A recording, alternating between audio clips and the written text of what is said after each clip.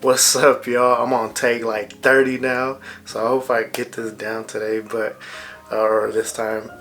But first off, I just want to say thank you to everybody that has interacted with me and the content I'm putting out. It definitely motivates me to want to push out more content, so I really appreciate it. And today I'm gonna just be talking about lens filters, and these specific filters that I'll be speaking about, they mass produce them, or they produce them for any type of camera, whether that be your DSLR, mirrorless, any type of lens really, your smartphone, your drone. They're super essential for photography. At least most photographers will agree with me that they're essential, and they will help take your photography to the next level.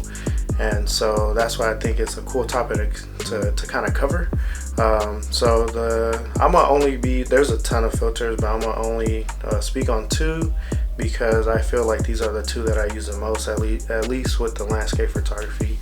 I don't really use them much for the portraits, but for landscapes, the first filter I want to talk about is the polarizing filter. So that's this one right here. This one goes on the lens that's on the camera right now, and what it does is it reduces glare and it increases saturation, so the colors become more vibrant. And I'll show you guys because you probably see it. So as I put the lens on there, it reduces the glare on the light. So I take it off, super bright, right? Put it back, and boom, it reduces the light and increases the color. So it does make your image a little darker, so you'll just have to increase your exposure a little bit. Now the next filter I want to speak about is the ND1000. The ND1000, what it helps with is shooting long exposure shots during the day. So at nighttime, what a long exposure shot is basically keeping the shutter open for a good amount of time. So that's how you see those images of the traffic in the bridge or the light. So if you look at the Golden Gate Bridge shot, you see the light, that's a long exposure, but that worked without this filter because it was at nighttime. So for the most part it's already dark, but during the day, if you keep your exposure, your shutter open like that during the day, it's gonna be super bright. You're not gonna even get a picture because of how much light you're letting into the sensor. So that's where this comes in. So you slap this on, and look how dark that gets. Boom! You can't see anything. That's how, and that's a good thing, because it will allow you to shoot during the day. And how you could get creative with that is, for example, the Mac wave falls.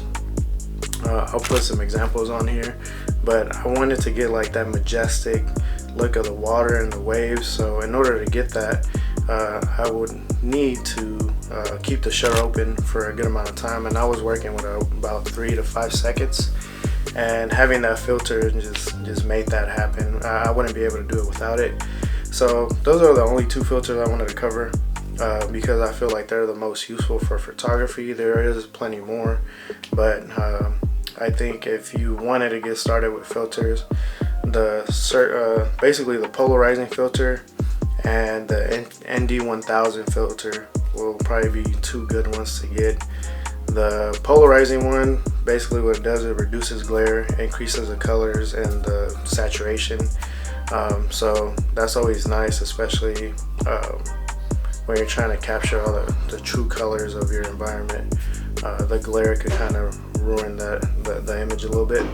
And then the ND1000, it lets you take long exposure shots during the day, and you can get super creative with it. So basically what these tools allow you to do is get more creative with your photography.